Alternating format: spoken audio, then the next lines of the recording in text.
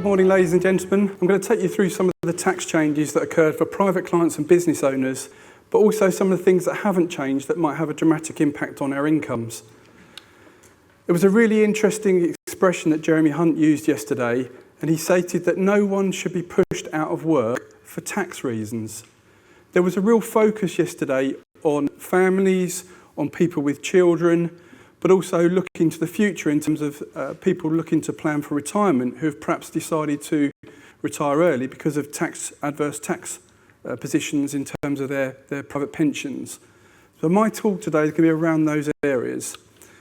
First of all, just going to take you through some things that are relevant to everyone in this room. Personal allowance is about £12,500. That hasn't changed. The basic rate band of 20% is £37,500. That hasn't changed. When we pay 40% tax, that band moves from £50,000 to £125,000. Next year, that's coming down. And then from £125,000 onwards, we pay tax at 45%. But actually, interestingly, yesterday, there was no mention of any movements of those rate bands. And indeed, if you look at the papers, those allowances and bands are not going to change until 27-28. If you look at the numbers in terms of what that might mean for each of us, that might seem pretty significant, but in an inflationary environment, there is an expectation that incomes will increase. And what you actually drill into the numbers and the plans that the OBR published, the government actually raised 35 billion of extra tax by 27-28 just by doing nothing. That's each and every one of us paying a little bit more of our salary in tax as a percentage of the overall salary because those bands don't increase. The other issues that are relevant, I think, in terms of this current environment is with regards to interest. We've been in a very long period where people have very little interest on their bank accounts, and therefore the very modest personal savings allowances, which are £1,000 for a basic rate taxpayer and £500 for a higher rate taxpayer, have generally meant nobody pays tax on their interest. And if they have a worry, they've generally put those funds in an ISA. What we're now seeing with clients is that actually even somebody with a modest amount of income, if they've got perhaps £100,000 on deposit and it's not in an ISA, they're now going to have perhaps £3,000, £4,000, £5,000 of interest, and all of a sudden they're going to have to file a tax return. So it might not be you guys in the room, it might be a family member who's perhaps living off of their interest income. They're all of a sudden going to have to file a tax return. Historically, they didn't have to because tax was deducted at basic rate tax. The revenue changed that a number of years ago when interest rates fell, and the reality is that the legislation is now not keeping up with that. These might be people who have never filed a tax return in their life and wouldn't know they're not paying enough tax until the revenue knock on the door with the brown envelope. The other thing just to be aware of is, as business owners or if you've got investments, is the dividend allowance, which historically was £5,000 and is now £2,000, will be reducing to £1,000 next year and then £500 the year after. That could mean that there may be people with very small holdings of shares who've never had to file a tax return but now get dividends from those shares and again may be brought into the self-assessment tax net without realising. There are some diversions from these flat rates of allowances and particularly we see clients where there are two areas that I often talk about that are real stings in the tail that people aren't aware of. For many of you who've heard me speak, the first point of that is at £50,000 of income, where if you're a parent with child benefit, you start to lose that child benefit in tax charges. And the way the system works is where your income is £50,000, for every £100 of income over that, you lose 1% of your allowance. Why was I talking about this? It's relevant because so many people's incomes are increasing, and we're seeing more and more people with relatively modest, what may be seen as modest jobs, falling into that net and not being aware of it. It may be people in your firm, it may be people in your team who are going to get a pay rise over the next year or so that actually could push those into those bands. And to come back to the point that Jeremy Hunt made, we're seeing people talk about actually not taking pay rises, not taking promotions, because that is such a penal tax charge. The way it works because of the tying in with the high rate band is that someone will pay £4,000 additional tax. And if you had 2 children, you'd pay another £2,000 of tax in terms of losing child benefit. If you add that to childcare costs, many people are saying it's not worth working another day. Rather than give me a pay rise, I'll work less hours and have the same salary, thank you very much. And that has a real impact on productivity, key people in our businesses. The other area is where income hits 100,000. Again, where that happens, you lose £1 of your personal allowance for every £2 of income over that. And what that means, if I give you an example, if someone had income of 100,000 this year, but moved up to 110,000 next year, on that £10,000 of income, they would pay an additional £4,000 of income tax. But not only that, they would then lose £5,000 of their personal allowance. And so other income that was tax-free would now also suffer 40% tax. So an additional £2,000 of tax. Those individuals, therefore, are going to suffer 60% income tax on that increase in income. The reason I'm talking about this is our tax system is not very good at dealing with it. Many people are paying a PAYE. They may have a little bit of other income elsewhere, but they never come into the need to have to file a tax return. And it's often these two thresholds that is the first time they get a letter from the revenue saying they haven't met their tax filing obligations. Many people are unaware that it's their responsibility to know about high income benefit child charge and the loss of the personal allowance.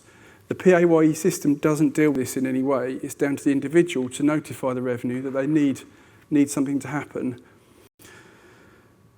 For me, it's not just income, and that's the other thing that trips people up. It's also things like benefits in kind. So many people think my income's 50,000 and I can look at my pay slip, but they forget about the company car or the private medical insurance they've got in their pay packet.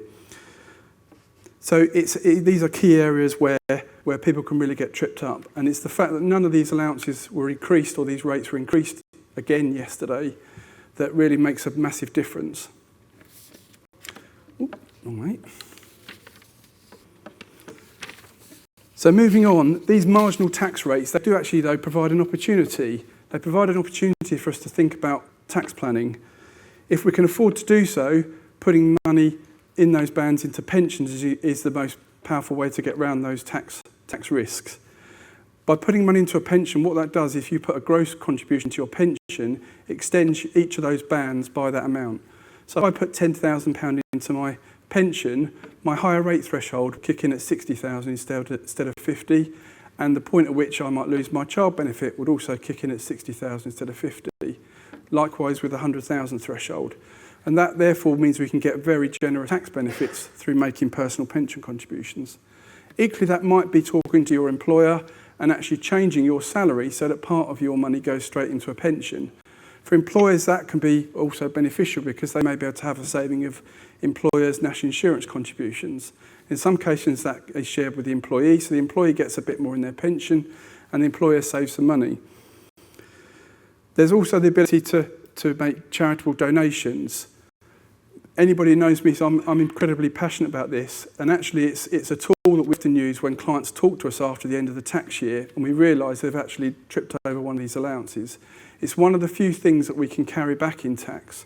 So if you came across where you had a problem where you'd gone over the high income threshold or your income was over 100,000 and you could afford to do so, if you put that income into a gift aid donation to a charity, you'd actually get the full tax relief. So potentially 60% tax relief if you're in that situation. We may also be able to do things with our income. If we're a business owner, think about how you draw your income out. Is it the same every year? Why not change it so that perhaps one year, if you're losing your personal allowance, you draw 100,000, and perhaps another year you draw 150,000. There's lots of ways we can be a bit more flexible and a bit clever. In terms of when I talk to clients, sometimes they're paying bonuses in different times of the year, so that one year 2 bonuses are paid and another year no bonuses are paid. And therefore that's beneficial for the employees. The big change yesterday, though, was pension tax relief. And that's why I've been speaking about these things. Just to talk a bit about pension tax relief and how it works. So if an employer makes a pension contribution on my behalf as an employee, they get tax relief against their business profits. It's part of the cost of running their business. So they either get corporation tax relief in their business, or if they're an unincorporated business, income tax relief. As I said, the employee then gets, if they make their own pension contributions, tax relief at their highest marginal rate. But there are some things we need to think about in order to make these contributions. If an employer's making it, it needs to be wholly and exclusively for the purpose of the business. If an individual's making it, you need to have something called net relevant earnings.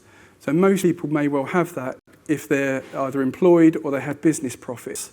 If you're running your own business, often people will draw a salary and top that up with dividends, and that can be topped up further with pension contributions by the company. So there's many ways we can achieve this.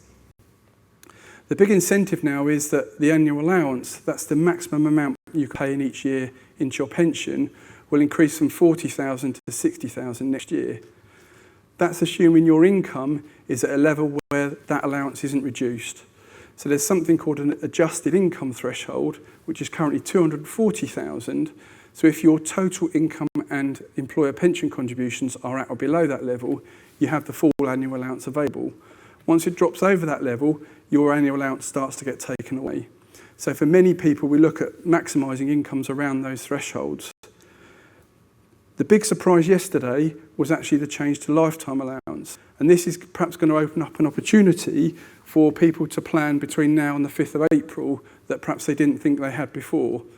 We have many clients who may have invested in pensions over the years, perhaps over a 20-year period, and have accrued significant pension funds.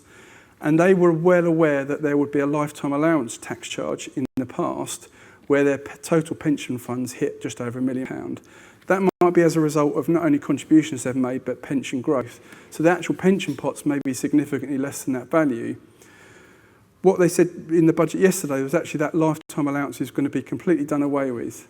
That might seem quite crazy, but actually the reason they did that was because there are so many senior doctors and other professionals who are in a defined benefit pension scheme who are being adversely affected by this lifetime allowance charge.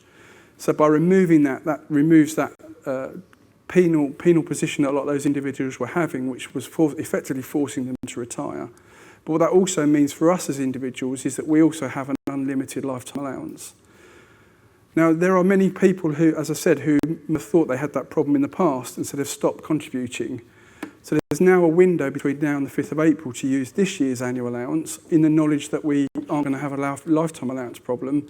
And also, because annual allowances can be carried forward if they're not used, we may be able to pick up the annual allowance from 3 years ago, and that will drop off after 5th of April. So potentially, talking to clients now, they may want to think about putting at least 80,000 gross into their pension between now and the 5th of April, where historically they might not have been able to. Again, we can then repeat that going forward.